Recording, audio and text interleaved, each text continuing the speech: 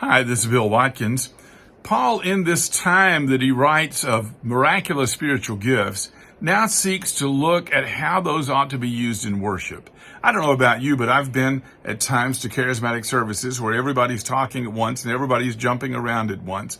And that is, even if they were inspired by God, which they are not, but even if they were, I want to tell you that it's against the will of God the way they're doing it. Listen as we look beginning at verse 26. How is it then, brethren?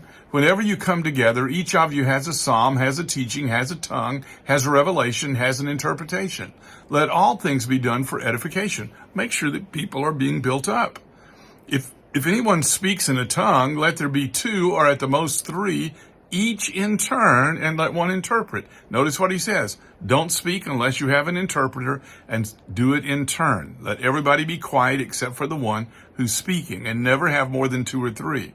But if there is no interpreter, let him keep silent in the church. Let him speak to himself and to God. No interpreter? Don't say anything. You're not helping.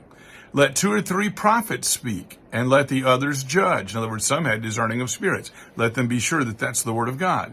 But if anything is revealed by another who sits by, let the first keep silent, for you can all prophesy one by one, that all may learn and all may be encouraged. And the spirits of the prophets are subject to the prophets, for God is not the author of confusion of peace, as in all the churches of the saints. Here's what he said.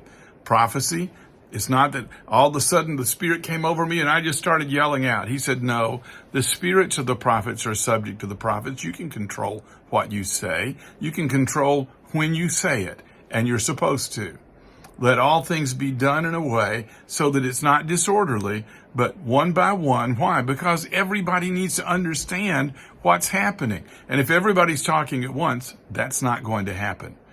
Those kinds of services are against the law of God. What he intends for you to do is do things that will build people up. I've said it several times already this week. I want to say it again. When you live your life, when you teach, when you preach, build people up. We're trying to get people to heaven here. Thanks for watching.